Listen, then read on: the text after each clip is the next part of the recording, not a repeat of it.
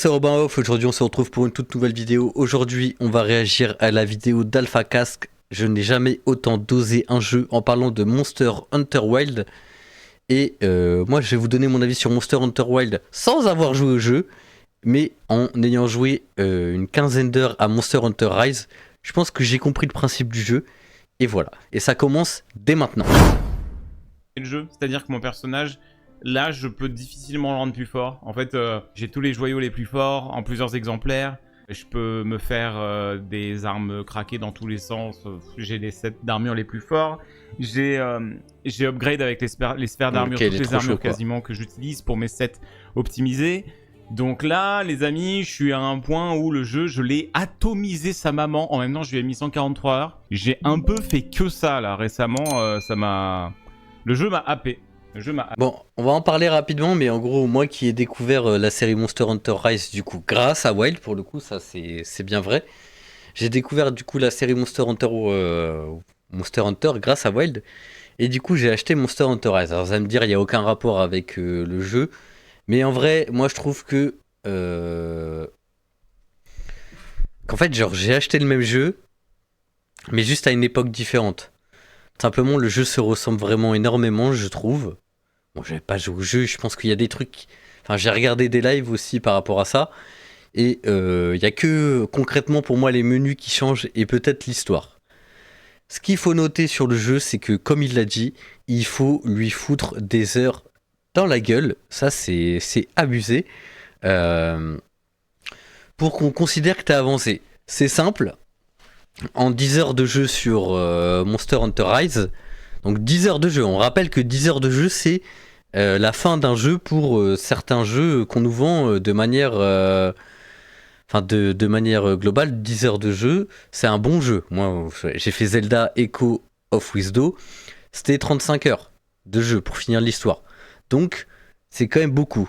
Je trouve que vraiment on a 4 maps, peut-être plus, hein, je sais pas, j'ai pas tout fini, mais moi je suis au monstre 3 étoiles actuellement sur Monster Hunter Rise. Et je trouve que ça se ressemble quand même vachement. On est sur une map, on récolte des ressources, puis finalement c'est pas vraiment un monde libre en fait, c'est juste une zone de combat.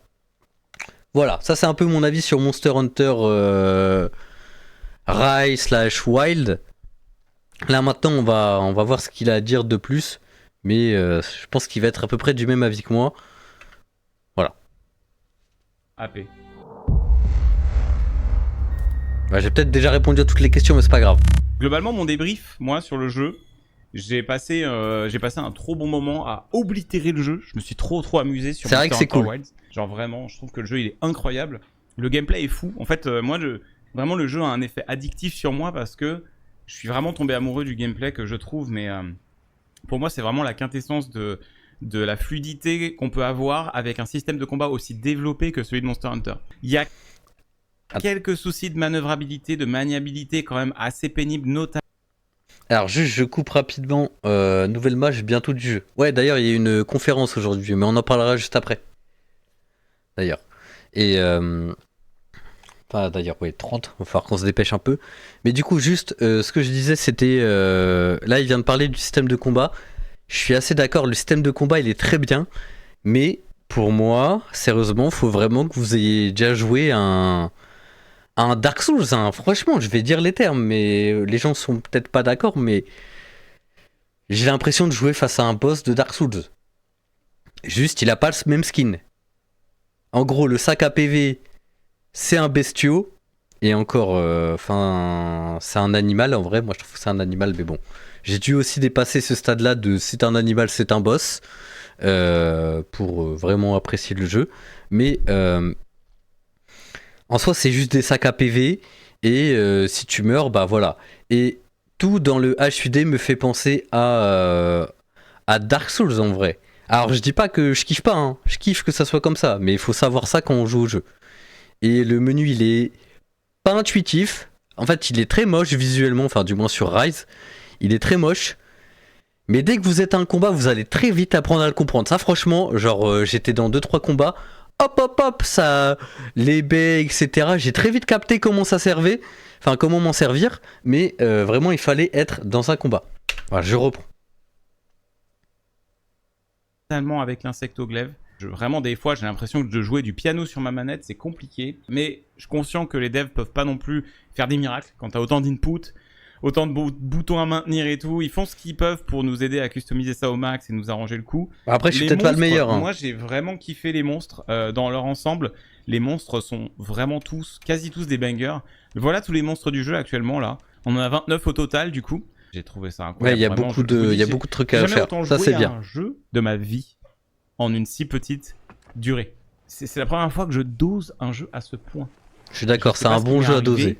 Il y a eu un truc avec ce jeu, il a une aura, je trouve, incroyable. Il a un gameplay exceptionnel. Il est beau. Genre, l'univers, t'as vraiment envie de l'explorer. Il est vraiment magnifique. Je sais pas, c'est un univers, t'as envie d'y être. T'as envie de l'explorer, d'y être. Il est incroyable. En gros, il y a 3 maps. Il y a le spawn et les maps où on joue. Dans le monde du jeu est incroyable, je trouve. Ils ont vraiment géré ça. Mais voilà, en termes d'heures, voilà, mon perso, je finis RC 156. Ah ouais, 118 heures. Actuellement, là maintenant, le jeu que j'attends le plus, vraiment, c'est l'extension de Monster Hunter Wilds, qui, je pense, va aspirer mon âme comme peu de jeux l'auront aspiré. Mais il faut être au chômage pour jouer à ce jeu. Quand tu compares World à Iceborne, t'es en mode, non mais World, en vrai, c'est la version où on s'emmerde, et Iceborne, c'est le vrai jeu. Si ça fait ça pour Monster Hunter Wilds, mais ça va être une folie. Ça va être une folie absolue. Ah, ce sera sûrement ça. Hein. J'ai adoré MH Wilds. Les combats contre les différents monstres du jeu, j'ai l'impression que c'est banger après banger, quoi. Donc, mais Rise est pareil en vrai. Le jeu de base, il est incroyable. Non, mais il est super, mais quand tu compares à Iceborne, t'es en mode, putain, quand même, Iceborne, c'est vraiment mieux, tu vois. Ça fait plaisir de, tu sais, bien planter ses dents dans un jeu de temps en temps, d'être en mode, ok, lui, je vais le prendre, je vais le déchirer et je vais tout connaître. Bah là, pour le coup, je me suis vraiment éclaté à faire ça, quoi. Moi, par contre, j'ai un vrai problème d'addiction, là. Parce que là, j'ai un stuff optimisé. Hein. Je suis à littéralement un affixe d'avoir l'arme la plus forte. J'ai quand même envie de continuer de jouer. C'est terrible. Bah là, en fait, c'est surtout que j'ai vraiment fait tout le... Alors moi, j'ai une take, c'est qu'en soi, il n'y a pas besoin d'avoir la meilleure arme. Bon, c'est pratique pour jouer, c'est cool parce que ça nous satisfait, on va dire. Mais... Voilà, c'est juste de la personnalisation, c'est juste on fait des dégâts en plus. En vrai, c'est pas ça le jeu. Le jeu, c'est juste tu tabasses des monstres, on va dire. De toute façon, c'est ça le jeu. Contenu, j'ai affronté tous les mobs dans leur version normale et alpha. J'ai tous les joyaux. Genre là, littéralement, j'ai tous les joyaux. J'ai pas besoin d'autres joyaux, en fait. Genre vraiment, j'ai pas besoin d'autres joyaux. En soi, on a besoin de rien. J'ai l'impression d'ailleurs que le farm des joyaux... Ah, j'ai oublié de vous préciser, mais le jeu ne te force pas à faire les quêtes. Par exemple, t'as envie de commencer à jouer, ils vont te donner des monstres, une étoile. Théoriquement, t'as 4 quêtes à faire pour avancer dans l'histoire. Et donc tu tues ces 4 monstres de niveau et après tu augmentes. Et voilà, et après le jeu te fait découvrir ce qu'il faut faire. Beaucoup moins chiant que dans Monster Hunter World. On en parlait avec Fusio, mais je me demande, est-ce que c'est parce que on poutre les mobs plus facilement et on poutre les quêtes au niveau plus facilement que dans World? Parce que dans World, t'avais des monstres super chauds qui te donnaient beaucoup de joyaux, mais moi je me souviens dans World, j'étais pas à l'aise et j'osais pas faire des quêtes solo. J'étais en mode non mais je vais me faire défoncer, c'est sûr. Sur World, je me souviens, j'échouais régulièrement des quêtes parce que j'essayais de manger trop gros. Ouais, et bah, alors que là, dans Wild, je crois que j'ai eu 2 échecs de quêtes dans toute ma run. Je dirais quand même, c'est un petit défaut, c'est que après le rang expert, le jeu est quand même toujours trop simple. Nous, avec Fusion, on a été un peu déçus là-dessus. Quand on a commencé à taper les monstres alpha, on était en mode, en vrai, monstres alpha... ils ont juste plus de vie, en fait. On les éclate un peu pareil que les monstres normaux. Donc je pense que les monstres alpha méritent un petit up. Et parce que pour moi, c'est complètement fine que le jeu soit accessible sur la campagne. Moi, je trouve que la difficulté de la campagne, elle est très bien. Ils n'ont pas besoin d'y toucher. Je dirais qu'il y a peut-être un moment dans la campagne qui est un peu chaud, c'est quand tu te fights contre les deux Ajarakan et le Nu-Hydra. C'est le moment un peu chaud. Si t'as pas de stuff et que tu connais pas le jeu, t'as déjà joué PP à ça ou pas? Enfin, quelqu'un a déjà joué dans le chat au jeu. Mais à part ça... Ah oui, je coupe la vidéo les amis, n'hésitez pas à vous abonner à cette chaîne YouTube Robin Off et à me suivre sur Instagram et TikTok, Robin Off aussi. Et aussi n'oubliez pas, j'ai une chaîne secondaire où je poste mon contenu multigaming. Donc du coup, ce sera sur cette toute nouvelle chaîne qui s'appelle Robin VOD. Voilà, je vous la mets en description. Et n'hésitez pas à me suivre dessus, c'est là où il y aura la découverte de Monster Hunter Rise que j'ai fait en live la dernière fois. Alors, ce sera sur cette chaîne-là et non sur Robin Off. La campagne, ça va. Et je pense Ouais, pas je qu'il faille comprends, toucher t'inquiète. à la difficulté de la campagne. Mais je pense qu'il faut C'est quand même toucher dur. Hein. à la difficulté des versions alpha des mobs. En fait, je pense qu'il faut que les Apex Predator et les Arkveld et Gormagala, il faut qu'ils soient plus forts. Ils sont pas assez forts actuellement. Ma chasse préférée, moi, c'est le Raido. La chasse au Raido, je la trouve exceptionnelle. J'adore. La plupart de mes chasses étaient en solo, du coup. Parce que forcément... En vrai, c'est un jeu tellement été solo. vite, Hein. les premiers jours, les potes, ils étaient un peu derrière. Et du coup, j'ai pas pu autant chasser en groupe que j'aurais aimé. C'était trop bien. Donc, je ne peux que vous le recommander. Le jeu est incroyable. Le jeu a énormément de contenu. Ça se voit que c'est un jeu qui est fait avec énormément de passion. Je trouve que le jeu vaut largement le prix pour son contenu, ouais. Clairement. Je veux dire, franchement... Là, pour les heures que t'as à découvrir le monde, le souci du détail. Il y a un souci du détail dans ce jeu qui est mais colossal. À 70 balles le jeu, mais il vaut tous les euros. De toute façon, C'est vrai qu'il est très beau. Hunter, à chaque fois, le prix du jeu, il est... T'inquiète, il est tanké. T'as tellement de contenu, il n'y a pas de problème. Il n'y a aucun souci, tu vois.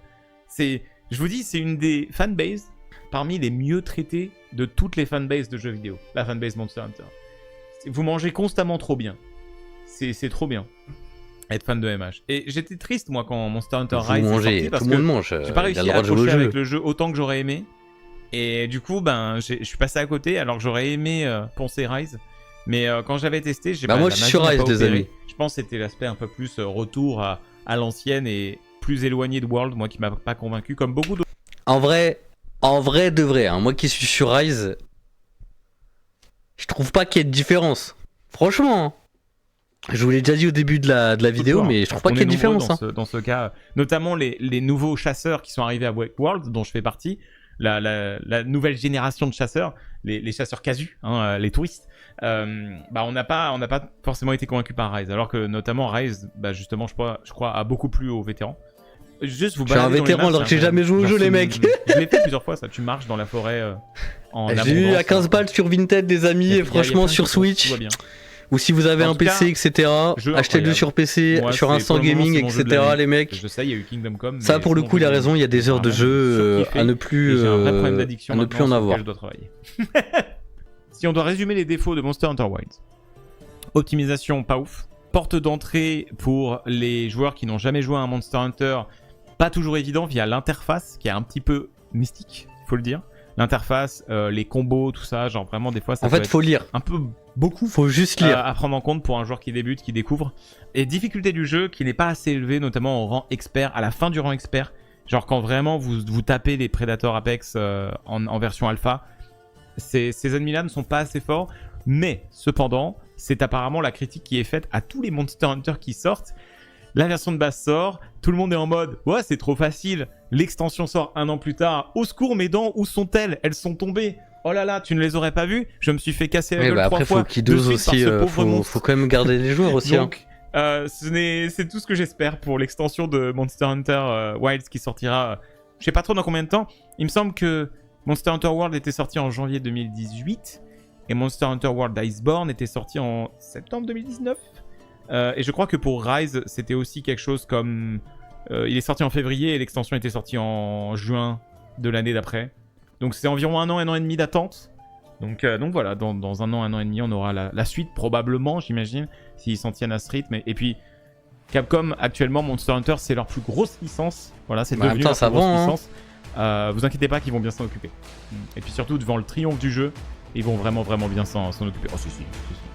Donc en tout cas, banger absolument. Voilà, bref, on va passer rapidement à ça, parce que les amis, j'ai quand même un peu envie de jouer à Mario Kart.